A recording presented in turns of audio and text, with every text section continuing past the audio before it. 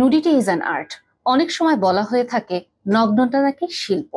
যদি নগ্নতা আসলেই শিল্প হয়, আমার প্রশ্ন, কেন তাহলে মেয়েদের নুড পিকচার এত ভাইরাল হয় ছেলেদের তুলনায়?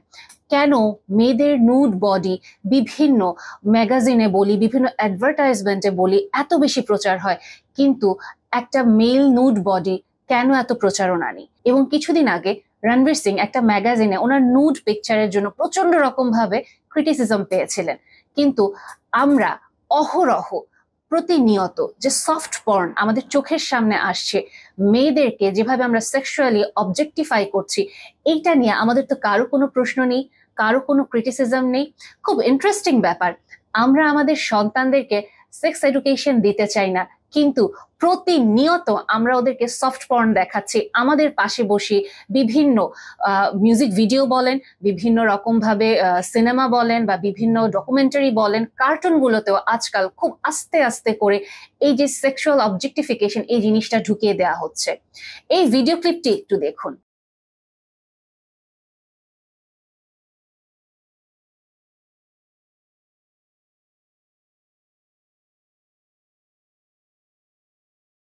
ভিডিওটির কিছু অংশ ইচ্ছাকৃতভাবে ব্লার করে দেওয়া হয়েছে, আশা করি কেন দেওয়া হয়েছে বুঝতে পারছেন।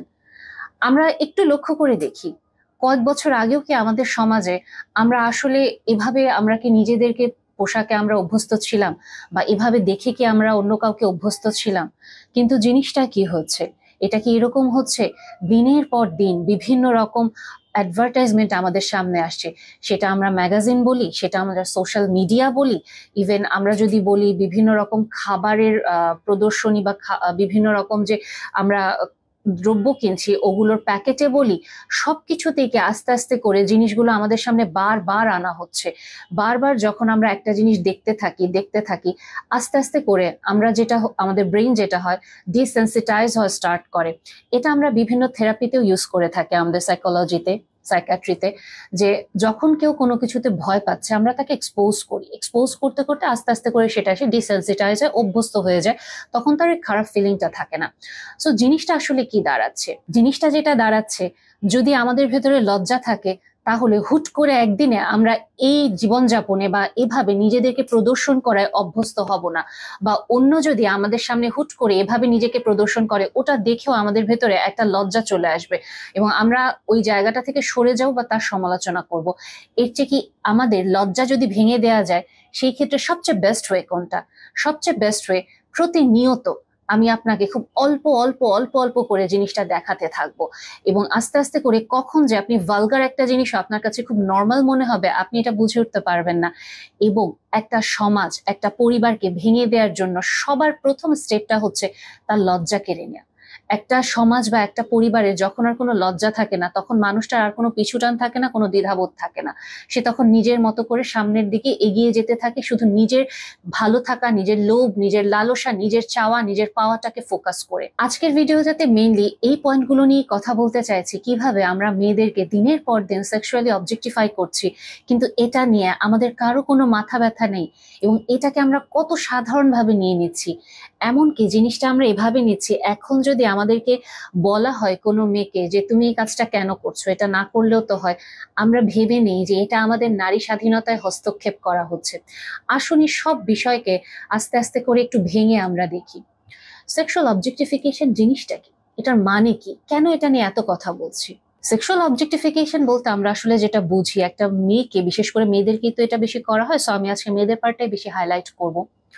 একটা মেয়েকে একটা পুরুষের চোখের ক্ষুধা মেটানোর জন্য বা পুরুষের লালসা মেটানোর জন্য খুব আবেদনময়ী ভঙ্গিতে নিজেকে উপস্থাপন করতে হচ্ছে, এবং বলা যেতে পারে একটা বস্তু যেটাকে আমরা বিক্রি করতে চাই বা যেটাকে আমরা আসলে মানুষের কাছে মানে প্রদর্শন করতে চাই, যেটা যাতে সে মানুষটা কিনে নেয় বা ওটার প্রতি সে আকর্ষিত হয়, আমরা ঠিক একটা মেয়ের শরীরকে এভাবে উপস্থাপন করছি। এটা বিভিন্ন ভাবে আমরা করছি, অলরেডি আমি বলেছি। আপনারা সোশ্যাল মিডিয়াতে এটা খুবই অ্যাভেলেবেল, অ্যাডভার্টাইজমেন্টে খুবই অ্যাভেলেবেল, বা আমরা যদি বলি আজকাল বিভিন্ন জায়গাতেও, ইভেন আমরা যদি বলি বিভিন্ন বিজনেস মিটিং ডেটিং বলেন বা নেটওয়ার্কিং এর বাহানা দিয়েও বলেন, বিভিন্ন জায়গায় মেয়েদেরকে আমরা সেক্সুয়াল অবজেক্টিফিকেশনের একটা বস্তু বানিয়ে ফেলছি, কিন্তু আমরা কেউ এটা নিয়ে প্রশ্ন করছি না এবং আমাদের মাথাতেই এটা আসছে না যে এটা কি আদৌ এরকম কিছু হচ্ছে নাকি। তার মানে আমরা এতটা ইউজ টু যে একটা মেয়েকে আমরা বিচার করব তার ব্যক্তিত্বের গড়ন দিয়ে না, সে কি পছন্দ করে না পছন্দ করে, তার মন কি চাইছে এইটা দিয়ে না। আমরা একটা মেয়েকে বিচার করি তার শরীরের স্পেসিফিক একটা অঙ্গের গড়নটা কেমন, সে কি ওটা কি আমরা যে একটা ফেক একটা মেজারমেন্ট যেটাকে আমরা বলছি এটাই আইডিয়াল, ওইটা সে টাচ করতে পারছে নাকি। এবং যদি এটা সে টাচ করতে না পারে, বর্তমানে তো আরো আছে এআই, কোনো সমস্যা নাই, এআই এর মাধ্যমে আমরা মেয়েটাকে এত কৃত্রিম একটা রূপে নিয়ে আসছি যে কখনো কখনো হয়তো একজন মডেলের নিজেকেই নিজের ঈর্ষা হয় যখন সে বিলবোর্ডে দেখে, যখন সে নিজেকে একটা সোশ্যাল মিডিয়ার একটা পেজে দেখছে অথবা কোনো অ্যাডভার্টাইজমেন্টে দেখছে, তার হয়তো নিজেরই আফসোস হয় এত নিখুঁত আমি কেন হতে পারলাম না। এবং আমি যদি আরো প্রশ্ন তুলি, যে ভিডিও ক্লিপটা একটু আগে আপনাদেরকে দেখালাম এবং বলছিলাম যে 4-5 বছর আগেও তো আসলে আমাদের সমাজে এত বেশি খোলামেলা দৃষ্টিভঙ্গি আমাদের ছিল না, এত বেশি অভ্যস্ততা আমাদের ছিল না এবং আমাদের লজ্জা কেড়ে নেওয়া হচ্ছে। আমার প্রশ্নটা এখানে, একজন মেয়ে তার পছন্দ মতো পোশাক অবশ্যই পরতে পারেন, এখানে কোনো সমস্যা নেই, কিন্তু আমাদেরকে এটা মাথায় রাখতে হবে একটা মেয়েকে এটা তার ইনসিকিউরিটি থেকে পড়ছে যে না অন্যদের সাথে আমাকে তাল মেলাতে হবে। এটার খুব কমন একটা এক্সাম্পল আমি যদি বলি, এই যে দেখেন যে ভিডিও ক্লিপটা দিলাম আমরা, এখানে সব নামি দামি স্বনামধন্য মানুষরা আসছে এবং ওনাদেরকেই মোটামুটি কম বেশি আমাদের টিনেজ মেয়েরা বা উঠতি বয়সী মেয়েরা আইডল হিসেবে নিয়ে নিচ্ছে। এবং খুব কষ্টকর একটা জিনিস যেটা আমার কাছে খুব খারাপ লেগেছে, এখানে অনেক ট্যালেন্টেড মানুষ আছেন যারা অসম্ভব রকম বুদ্ধিদীপ্ত কাজ করেছেন এবং অলওয়েজ তারা হয়তো এখনো করে যাচ্ছেন, কিন্তু ক্যামেরার অ্যাঙ্গেলটা কেমন ছিল ধরা ওনাদের শরীরের দিকে, এটা কেউ লক্ষ্য করেছেন?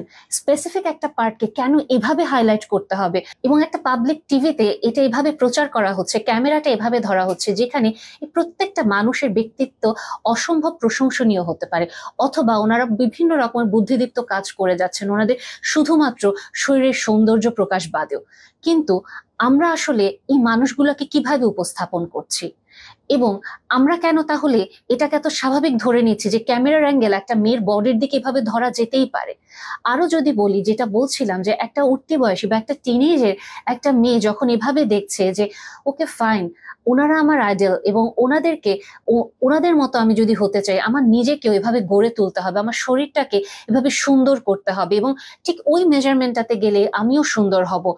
এবং অনেক ক্ষেত্রে যেটা দেখা যায় যে এই যে মেয়েগুলো আস্তে আস্তে একটা আইডলকে ধরে রাখছে, যে একটা ফেক আইডল একটা মেজারমেন্টকে, যে আমাকেও নিজে কিভাবে প্রদর্শন করতে হবে, আমার বয়ফ্রেন্ডের কাছে, আমার বয়ফ্রেন্ডের ফ্রেন্ডদের গ্রুপের কাছে আমার নিজেকে এভাবে উপস্থাপন করতে হবে।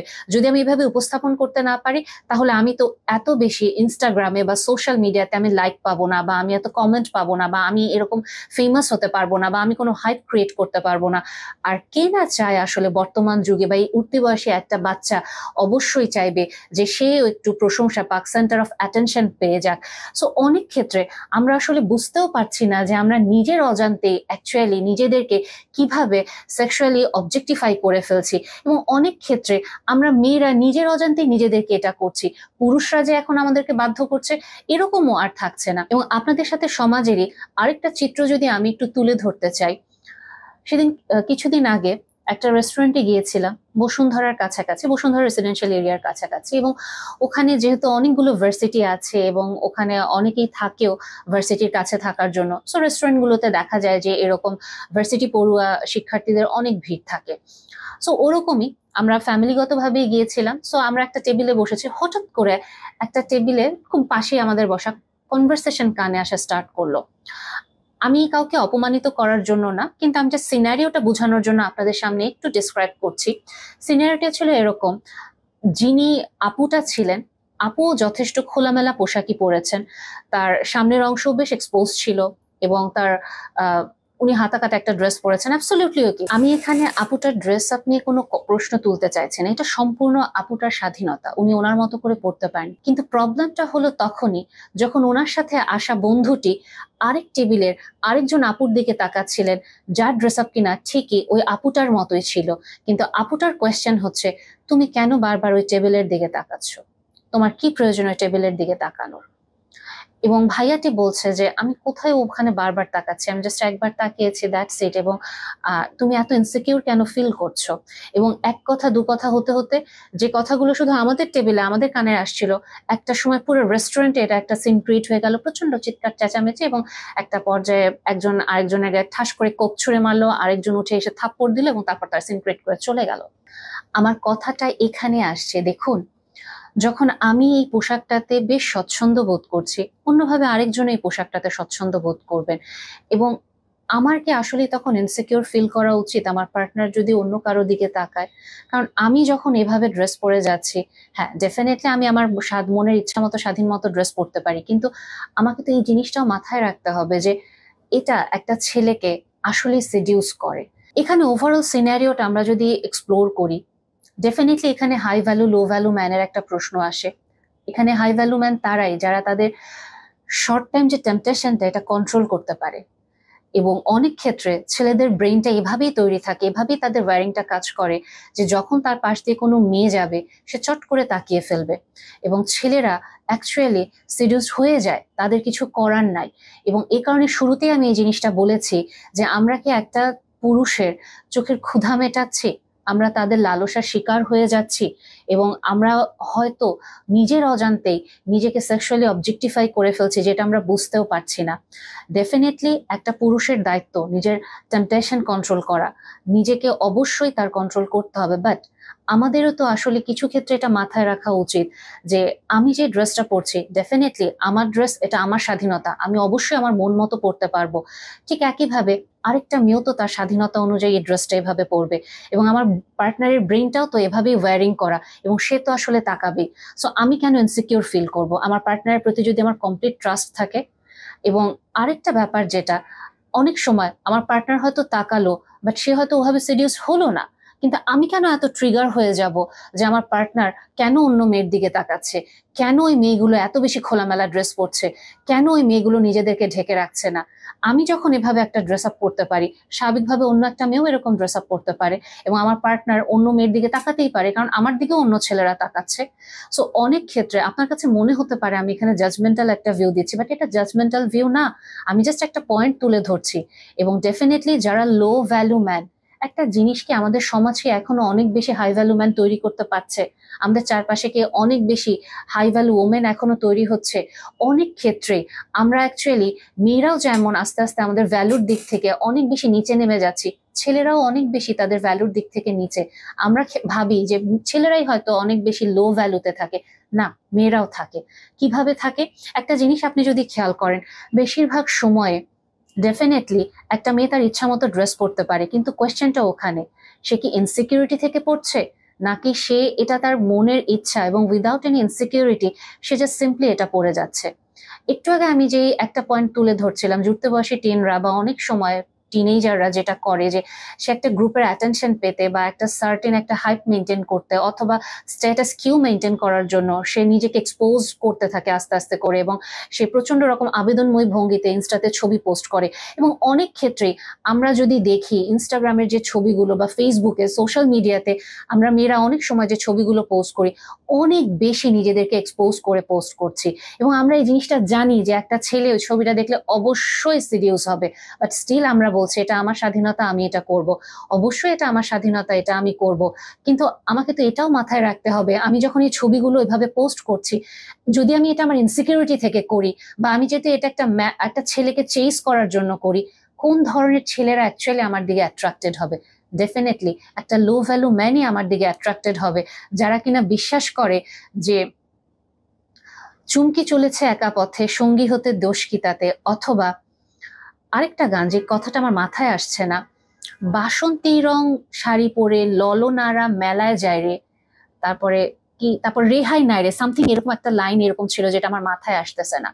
সো যেসব ছেলেরা ছোটবেলা থেকে আসলে এই লাইনগুলাতে অভ্যস্ত, চিন্তা করে দেখেন, ললনাদের রেহাই নাই রে।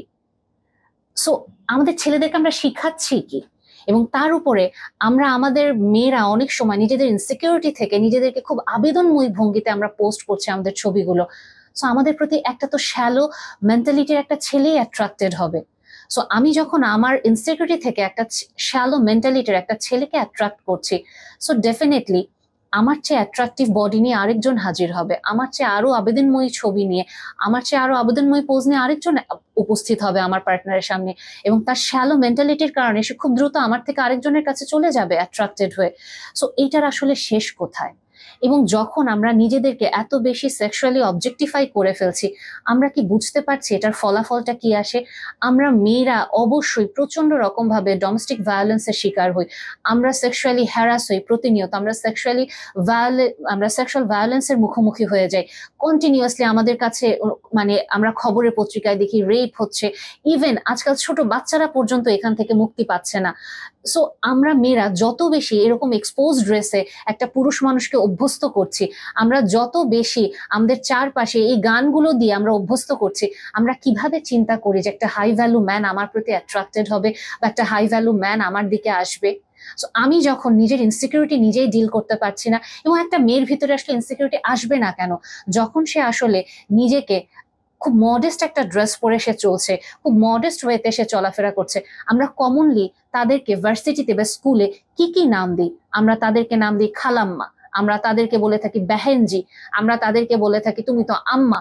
সো একটা মেয়ে যখন দেখছে যে তার ভার্সিটিতেই একটা মেয়ে খুব খোলামেলা ড্রেস আপ করছে এবং তার ভেতরটা খুব শ্যালো, কিন্তু সে খুবই ইনসিকিউর, যে কিনা কন্টিনিউয়াসলি তার বডি নিয়ে প্রচন্ড রকম ভাবে কন্টিনিউয়াস একটা ডাউটের ভিতর দিয়ে যাচ্ছে, ওই মেয়েটাকে সবাই মাথায় তুলে রাখছে এবং সবাই তাকে ঘিরে থাকছে। আরেকটা মেয়ে যে কিনা তার পার্সোনালিটি অ্যামেজিং, যে কিনা প্রচন্ড রকম বুদ্ধিদীপ্ত, পড়াশোনায় বলেন, এক্সট্রা কারিকুলার অ্যাক্টিভিটিতে বলেন, কিন্তু সে শুধুমাত্র মডেস্ট ড্রেস আপ করার কারণে তাকে এইরকম ভাবে বুলি করা হচ্ছে। ওই মেয়েটা আসলে কতটুকু সময় তার কনফিডেন্স ধরে রাখতে পারবে? কারণ পিয়ার প্রেশার বা স্টেটাস কিউ তো একটা টার্ম যেটা কিনা একটা মেয়ের জন্য, উঠতি বয়সী বা একটা ভার্সিটি পড়ুয়া মেয়ের জন্য আসলে ইম্পর্টেন্ট, এটা তো আমরা ডিনাই করতে পারি না। এবং আরো আমরা যেটা বলছি, যাদেরকে আমরা আসলে মডেল হিসেবে বা আইডল হিসেবে আমাদের লাইফে আনছি, ওনারাও আসলে নিজেদেরকে কিভাবে এক্সপ্রেস করছে। সো একটা মেয়ে কিভাবে ওই ফ্লোটার এগেনস্টে গিয়ে নিজেকে দাঁড়াবে? এবং আমরা কেউ এটা নিয়ে কোনো কথা বলছি না, বরং অনেক সময় আমি যদি বলি যে হলিউডেও বা বাহিরের কান্ট্রিতেও যে মডেলগুলোকে আমরা আমাদের নিজেদের আইডল বা মডেল হিসেবে আনছি, কার্ডি বি একটা নাম হতে পারে, বা আরো অনেক মডেল আছে যাদেরকে আমরা যদি বলি, তারা হয়তো এটাকে বলে যে এটা আমার স্বাধীনতা, আমি আমার নিজের শরীরকে যেভাবে ইচ্ছা প্রদর্শন করব। কারণ কি? কারণ একটা সময় প্রচন্ড টাকার কষ্টে ছিলাম, আমি প্রচন্ড রকম ডোমেস্টিক ভায়োলেন্স বা আমি প্রচন্ড রকম অ্যাবিউজের শিকার হয়েছি, বাট যেই মুহূর্তে আমি মানে স্ট্রিপার হয়ে গেলাম, সেই মুহূর্তে আমার টাকার কোনো কষ্ট নাই। আমি এখন বিভিন্ন রকম ভাবে ব্যবসা করতে পারছি। কি ব্যবসা করছি সেটা আমরা কেউ বলছি না। আমার আগের এপিসোডে আমি এই জায়গাটা বলেছি, ইনডিরেক্ট প্রস্টিটিউশন প্রচন্ড রকম ভাবে মারাত্মক মহামারী আকারে আমাদের বাংলাদেশেও চলে আসছে, বাট আমরা এটা বুঝতে পারছি না। কারণ আমরা জাস্ট আমার ঘরে না আসলেই হলো, কিন্তু আমার ঘরটা যখন ভেঙে যায় তখন আমার হাহাকার তৈরি হয়ে যায় যে কি হলো কি হলো, এই সমাজ এত নোংরা। সো আমরা দেখছি কি, যে যখন একটা মেয়ে আসলে নিজের বডিকে এক্সপোজ করছে, আবেদনময়ী ভঙ্গিতে সবার সামনে নিয়ে আসছে, এবং এই যে নিজেকে সেক্সুয়ালি অবজেক্টিফাই করে সে হিউজ অ্যামাউন্টের টাকা উপার্জন করতে পারছে এবং সে একটা ল্যাভিশ লাইফের দিকে চলে যাচ্ছে কোনো রকম পরিশ্রম ছাড়া, তখন তো সে নিজেকে উদ্যোক্তা হিসেবে এটাই বলবে। এবং অনেক ক্ষেত্রে যেটা দেখা যাচ্ছে, এই শো গুলাতে অ্যাকচুয়ালি ইন্টেলেকচুয়াল একটা বডি বা একটা ক্রাউড থাকতো, ওখানে এখন অ্যাওয়ার্ড দেওয়া হচ্ছে একজন প্রস্টিটিউটকে বা একজন পর্ন স্টারকে, এবং তাকে উদ্যোক্তা হিসেবে খুব হাইলি অ্যাপ্রিসিয়েশন দেওয়া হচ্ছে। আমার কাছে প্রশ্ন এটাই, যখন এই মানুষগুলো বিভিন্ন ইন্টেলেকচুয়াল বডিতে বা ইন্টেলেকচুয়াল ক্রাউডে জাস্ট বিকজ অফ দেয়ার মানে হাই ইনকাম, তারা এত বেশি হাই অ্যাপ্রিসিয়েশন পাচ্ছে, কেন আমাদের যে তরুণ সমাজ পরিশ্রম করবে, পড়াশোনা করবে, নিজেদের মডেস্টি ধরে রাখার প্রতি তারা ওই অনুপ্রেরণা পাবে? আমরা কোন দিক থেকে তাদেরকে আসলে অনুপ্রেরণা দিচ্ছি? কারণ আমি যে কথাটা বলে শুরু করেছি, আমরা প্রতিনিয়ত সফট পর্ন দেখছি, বাট স্টিল আমাদের কারো কোনো রকম ভাবে কোনো মানে মাথা ব্যথা নেই। আমাদের কাছে মনে হচ্ছে এটাই নর্মাল। আমরা আমাদের সন্তানকে চোখের সামনে, আমাদের সন্তানকে পাশে বসিয়ে নিয়ে আমরা খুব নর্মাল ভাবে বিভিন্ন সিন দেখে যাচ্ছি, সিনেমা হোক হোক মিউজিক ভিডিও হোক, আমাদের কোনো মাথা ব্যথা নেই, এটাই নর্মাল। এবং বাংলাদেশেও বর্তমানে ভালগারিটি প্রচুর পরিমাণে বেড়ে যাচ্ছে, আমরা সবাই চুপ, এটাই নর্মাল। এবং যারাও আমরা কথা বলতে যাচ্ছি তাদেরকে প্রচন্ড রকম ভাবে বলা হচ্ছে তুমি মিসোজেনিস্টিক বা তুমি হচ্ছে প্রচন্ড রকম জাজমেন্টাল, বাট আমরা এটা দেখতে পাচ্ছি না যে এটার ফলাফল বা ভবিষ্যৎটা আসলে কি হবে। ফলাফল বা ভবিষ্যৎটা কি হবে, একটু আগে আমি যেটা বলছিলাম, একটু যেটা যে লো ভ্যালু ম্যান ক্রিয়েট করছি এবং প্রচন্ড রকম ভাবে সেক্সুয়াল ভায়োলেন্সের পরিমাণ বেড়ে যাচ্ছে বা রেপ হ্যারাসমেন্টের পরিমাণ বেড়ে যাচ্ছে। ইনফ্যাক্ট বর্তমানে তো আমরা বাচ্চাদেরকে আমরা সেক্সুয়ালি অবজেক্টিফাই করি। কিভাবে করি? আমরা কি এটা খেয়াল করি, একটা ছোট বাচ্চা যে কিনা এখনো স্কুলে ভর্তি হয়নি, লাল রঙের বা মেরুন কালারের কড়া একটা লিপস্টিক পরিয়ে, হাই হিল পরিয়ে, শরীরটা এক্সপোজ করে, ওই ছোট্ট শরীর কিভাবে আমরা এক্সপোজ করি, তাও ওটার ভেতরেও আমাদেরকে একটা যৌন আবেদন নিয়ে আসতে হবে, সেটা নিয়ে এসে আমরা এক্সপোজ করছি একটা সোশ্যাল প্ল্যাটফর্মে। বাবা মারাই এটা আমরা করছি এবং করার পরে বর্তমানে আমাদের কোনো ধারণা নেই কি পরিমাণ পেডোফিলিয়ার সংখ্যা বেড়ে যাচ্ছে। পেডোফিলিয়া কি জিনিসটা? যেটা হচ্ছে বাচ্চাদেরকে দিয়ে যৌন চাহিদা মেটানো। বাচ্চাদের এই যে বিলো 7 এই যে বাচ্চাদের পর্ন পর্যন্ত এখন পাওয়া যাচ্ছে। কেন পাওয়া যাচ্ছে? কারণ আমরা নিজের অজান্তে আমাদের বাচ্চাদেরকে সেক্সুয়ালি অবজেক্টিফাই করে ফেলছি। এবং আমি যদি আরো বলি, একটা ছেলে যখন কন্টিনিউয়াসলি সোশ্যাল মিডিয়াতে বলেন, টিভি খুললেই বলেন, রাস্তাতে গেলেই বলেন, ওপেনলি তার চোখের ক্ষুধা মেটাতে পারছে বা তার লালসাটা মেটাতে পারছে, সো সে যখন বাসায় এসে তার স্ত্রীকে দেখছে সারাদিন ক্লান্ত বিধ্বস্ত, 2 সন্তানের মা, শরীরের যত্ন নিতে পারছে না, বা ওই রান্নার ঘ্রাণ তার শরীরে, বা সারাদিন পরিশ্রম করে সে অফিস থেকে ফিরছে, বাচ্চা সামলে সে যখন আসছে, তার গায়ে হয়তো বাচ্চার ওই গন্ধটা, হাজবেন্ড তো অ্যাট্রাক্টেড ফিল করবে না, কারণ সে তো অলরেডি স্টিমুলেটেড হয়ে আসছে বাহির থেকে, অনবরত সে স্টিমুলেশন পাচ্ছে বাহিরে। ওয়াইফকে তখন সে, তার প্রয়োজন মনে হয় না যে তার কাছের কেউ। ওয়াইফকে তখন সে ভাবছে কি যে ওয়াইফের অল্টারনেটিভ কি হতে পারে? পর্নোগ্রাফি। ওয়াইফের অল্টারনেটিভ কি হতে পারে? আচ্ছা আমি পর্ন দেখি না, আমি একটু ভালো, আমি হাই ভ্যালু ম্যান হওয়ার চেষ্টা করছি, সো আমি মিউজিক ভিডিও দেখি। ওয়াইফকে আমার প্রয়োজন হয় না, সো আমি কি করি, ইনস্টাগ্রাম সোশ্যাল মিডিয়াতে যারা এরকম যৌন আবেদনময়ী ছবিগুলো দিয়ে রাখছে তাদেরকে আমি মাঝরাতে হাই হ্যালো পাঠাচ্ছি এবং তারাও খুব সুন্দর আমার সাথে হাই হ্যালো রিপ্লাই দিচ্ছে এবং তাদেরকে নিয়ে আমি জাস্ট একটু মজা নেওয়ার জন্য হয়তো ঘুরতে চলে যাচ্ছি। এবং অনেক ক্ষেত্রে এরকম হচ্ছে, ভার্সিটি পড়ুয়া ফার্স্ট ইয়ার সেকেন্ড ইয়ারের 2-3 মেয়ে মিলে মধ্যবয়স্ক একজন পুরুষের সাথে ঘুরতে চলে যাচ্ছে এবং তখন যদি তার ওয়াইফ তাকে প্রশ্ন করে যে এই মেয়েগুলো তোমার সাথে কি করছে, তারা বলছে যে ওরা আমার ফ্রেন্ড, এবং মেয়েগুলো বলছে যে হ্যাঁ উনি আমার ফ্রেন্ড। কিভাবে তিনজন ভার্সিটি পড়ুয়া মেয়ে বা 5-6 জন ভার্সিটি পড়ুয়ার মেয়ের বন্ধু হতে পারে একজন মধ্যবয়স্ক পুরুষ? এবং যে পুরুষ মানুষটার ঘরে খুব সুন্দর একটা পরিবার আছে এবং সে তার স্ত্রীর কোনো যত্ন নিচ্ছে না, স্ত্রীকে দিনের পর দিন অবহেলা করে যাচ্ছে, স্ত্রীকে সে কথা শোনাচ্ছে তোমার শরীর নষ্ট হয়ে গিয়েছে, তোমাকে এখন আমার ভালো লাগে না, কারণ তার স্ত্রীর চেয়েও সে আরো বেশি সে অপশন তো পাচ্ছে। সে সেক্সুয়াল অবজেক্টিফাই করা মেয়েদেরকে তো সে পাচ্ছে চোখের সামনে, হাতের কাছে, সে কেন যাবে না? আমাদের সমাজ ভেঙে যাচ্ছে কেন? কারণ আমাদের পরিবার ভেঙে যাচ্ছে, এবং যখন আমাদের পরিবার ভেঙে যাবে আমাদের সমাজ তো ভাঙবেই। এবং আমরা যেটা ভাবছি যে ওকে ফাইন, আমি আমার নিজের ইচ্ছা মতো, খুশি মতো, স্বাধীনতা মানে পছন্দ মতো ড্রেস পরবই, এটা আমার কোনো সমস্যা নেই, কিন্তু কোয়েশ্চেনটা ওখানে, এটা কি আসলে ফিমেল এম্পাওয়ারমেন্ট? আমরা কি এটা ভাবছি যে উইমেন এম্পাওয়ারমেন্ট এভাবে আসছে আমি আমার ইচ্ছা মতো শরীর প্রদর্শন করাটা? যদি এরকমই হয় তাহলে একটা মেয়ে যখন তার মডেস্ট একটা ড্রেস আপ করে সে কোনো হাই অ্যাচিভমেন্ট নিয়ে আসছে, আমরা তো তাকে তখন উইমেন এম্পাওয়ারমেন্টটা সহজে দিতে পারি না। আমাদের ভেতরে অবশ্যই একটা ধাক্কা লাগে এবং এটা নিয়ে হিউজ কনস্ট্রাকটিভ ক্রিটিসিজম তো আসে না, বাট খুব নেগেটিভ ওয়েতে, খুব হার্শ ওয়েতে আমরা ক্রিটিসাইজ করি, আমরা মজা নিই। এই কথাগুলো অবশ্যই আমরা ফেরাতে পারবো না।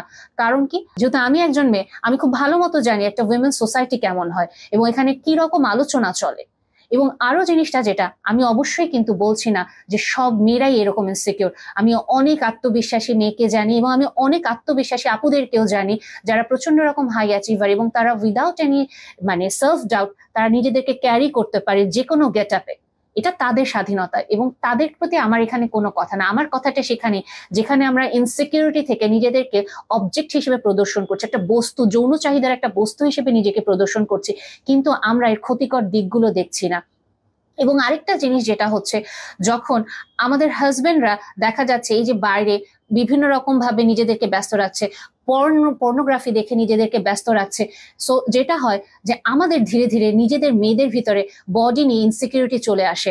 অনেক ক্ষেত্রে উঠতি বয়সী মেয়েদের মধ্যেও এটা আসছে, বডি ইনসিকিউরিটি আসছে, ইটিং ডিসঅর্ডার আসছে, বডি ডিসমরফিয়া আসছে, এংজাইটি আসছে, সোশ্যাল এংজাইটি আসছে, ডিপ্রেশন আসছে, এবং সেটা থেকে আমাদের যে বর্তমান যাদের বয়স 30-40 বা তাদের ঊর্ধ্ব যা মহিলারা আছেন এবং ফ্যামিলিতে এভাবে হাজবেন্ডের কাছ থেকে বডি শেমিং হচ্ছেন বা বডি শেম হয়ে যাচ্ছে, তারাও কিন্তু এই ডিপ্রেশন বা এই সোশ্যাল এংজাইটি বা বডি ডিসমরফিয়া বা ইটিং ডিসঅর্ডার থেকে দূরে থাকছেন না।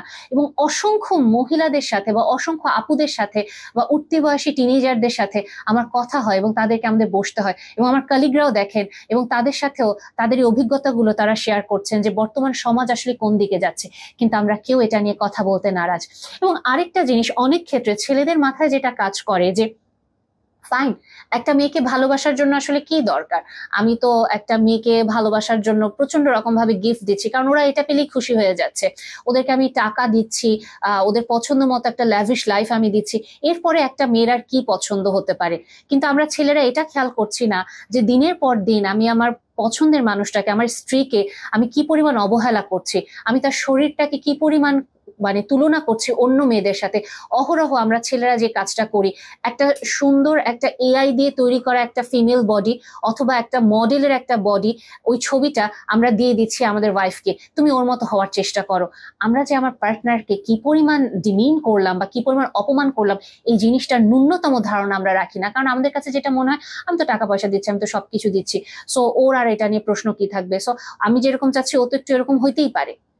আমরা খেয়াল করি না যেই মেয়েটা আসলে টাকা পয়সা বা এই ল্যাভিশ লাইফ বা এই লাক্সারি দিয়ে আসলে অ্যাট্রাক্টেড হয়, সেও তো অ্যাকচুয়ালি শ্যালো মেন্টালিটি হবে, এবং সে তো তারই চাহিদা, টাকা পয়সার চাহিদা আমি যখন পূরণ করে ফেলবো, আমার যখন হাইস্ট লেভেল চলে আসবে, সে তো তখন অন্য আরেকজনের দিকে যাবে, কারণ ডেফিনেটলি তার তো ওই জায়গাটাতে কোনো লজ্জা নেই, সে তো নিজেকে আসলে অবজেক্টিফাই করেই ফেলছে, এবং এটাই তার কাছে স্বাধীনতা।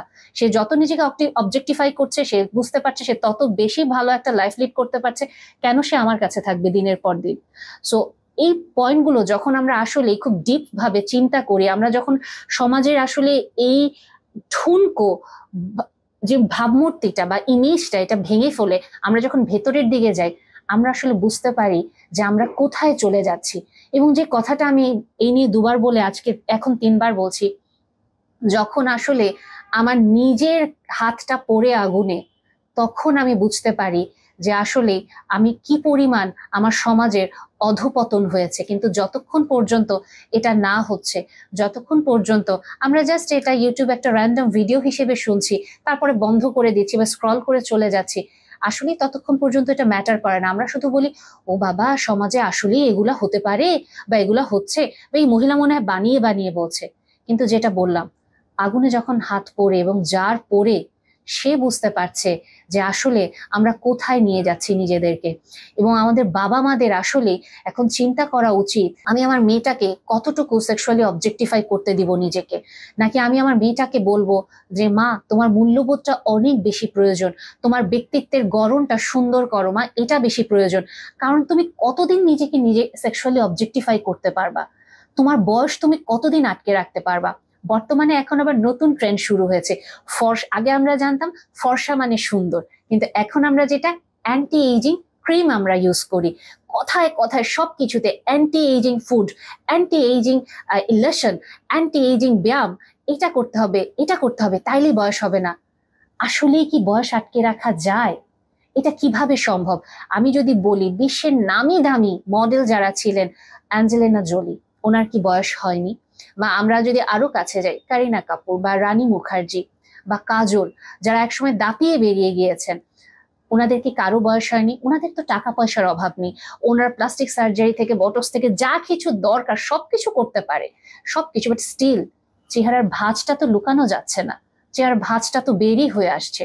তাহলে এই যে আমরা যে নিজেকে সেক্সুয়ালি অবজেক্টিফাই করছি, কতদিন আমি আমার শরীরটাকে এটা আসলে প্রদর্শন করতে পারবো একটা বস্তু হিসেবে? আমাকে তো একটা জায়গায় গিয়ে থামতে হবে, কারণ আমার শরীরের চেয়েও আরেকটা শরীর অনেক সুন্দরভাবে চলে আসবে। তো তখন আমি কি করব?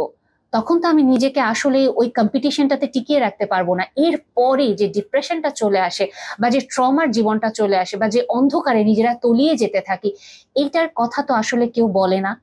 এটার যে হাহাকার, যে ইনসিকিউরিটি, এটা নিয়ে তো কেউ বলে না। কাজে আমাদের বাবা মাদের উচিত, যেটা বলছিলাম, যে আমাদের সন্তানদেরকে আস্তে আস্তে করে এই জায়গাগুলো হাইলাইট করা, যে কোন ঠুনকো জিনিসটার পিছনে মা তুমি দৌড়াবে বা বাবা তুমি দৌড়াবে। কারণ একটা ছেলে বা একটা মেয়েকে এটা জানতে হবে যে বয়স একটা সময় হবেই, শরীর একটা সময় ভাঙবেই, কিন্তু দিন শেষে যেটা থাকে নিজের মূল্যবোধ, নিজের এথিক্যাল ব্যাকগ্রাউন্ডটা, এবং যখন সে দেখছে তার মোরাল কম্পাসটা অলওয়েজ একটা জায়গাতে স্ট্রিক্ট ছিল এবং তার ব্যক্তিত্বের গড়নটা নিয়ে সে কাজ করেছে, তার আসলে হারানোর কিছু নেই। যখন সে পরিশ্রম করেছে, পড়াশোনা করেছে এবং তার পরিশ্রমের জোরে সে একটা সময় আসলে অ্যাটেনশনটা পেয়েছে বা নিজের একটা পরিচয় তৈরি করতে পেরেছে, এটা দীর্ঘস্থায়ী।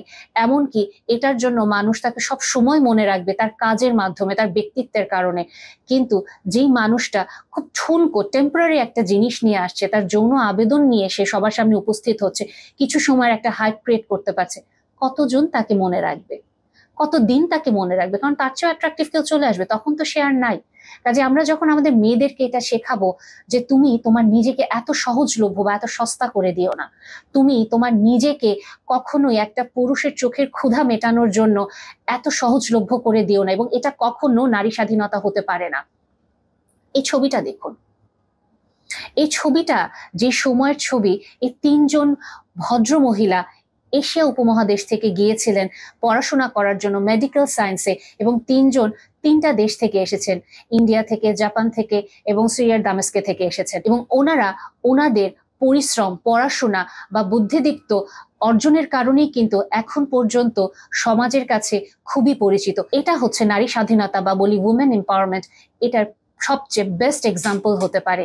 কখনোই আমার শরীর আমি ইচ্ছা মতো প্রদর্শন করব এবং তুমি যদি বলো যে তুমি দয়া করে এটা করো না, একটা ছেলে যখন তার ওয়াইফকে বলে বা তার পার্টনারকে বলে তুমি দয়া করে নিজেকে এত এক্সপোজড ওয়েতে নিও না, অনেক ক্ষেত্রে আমরা মেয়েরা এটা ফিল করি তুমি আমার ব্যক্তি স্বাধীনতায়, নারী স্বাধীনতায় হাত দিচ্ছ। হয়তো মানুষটা আমার ভালোর জন্যই বলে, হয়তো মানুষটা তার ভালোবাসা থেকে বলছে, কিন্তু আমাদের সমাজ হয়তো আমাদেরকে এইভাবেই তৈরি করছে, এভাবেই আমাদের মাথায় আস্তে আস্তে করে আমাদের লজ্জা কেড়ে নিয়ে আমাদেরকে প্রস্তুত করছে। এটাই উইমেন এম্পাওয়ারমেন্ট। সো এটা আমাদের হাই টাইম নিজেদেরকে প্রশ্ন করা, আমি এটাকে আমার ইনসিকিউরিটি থেকে করি, সমাজে অন্য একটা মেয়ে এটা করছে দেখে আমি এটা করি, নাকি আমি আমার ইচ্ছা মতো একদিন যদি এরকম এক্সপোজ ড্রেস পরতে পারি তো আরেকদিন মডেস্ট ড্রেসও পরতে পারি।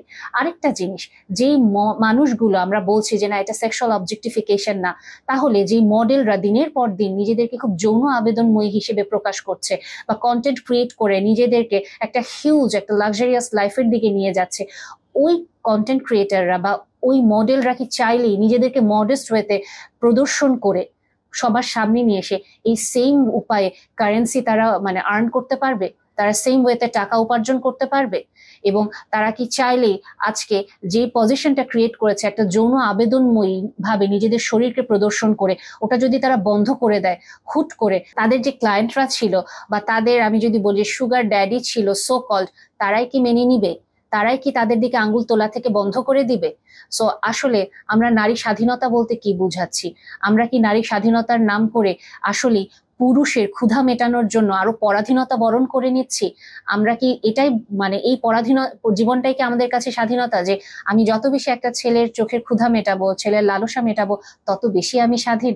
কারণ তখন সবাই আমাকে সেন্টার অফ অ্যাটেনশনে নিচ্ছে এবং সবাই আমাকে তখন ওই হাইপটা দিচ্ছে। সো আমাদের নিজেদেরকে আসলে প্রশ্ন করা উচিত, আমি যে জীবনটার দিকে যাচ্ছি বা নিজেকে যতটুকু আমি সেক্সুয়ালি অবজেক্টিফাই করছি, এটা আসলে কতটুকু মেক সেন্স করে এবং এটার লং টার্ম রেজাল্টটা কি হবে? এবং আমার সমাজ যদি ভেঙে যায়, ডেফিনেটলি একদিন আমার পরিবারও ভেঙে যাবে, এবং ওই সময়ের বিষণ্ণতা বা দুর্বিষহ জীবনটাকে আমি খাপ খাইয়ে নিতে পারবো কিনা।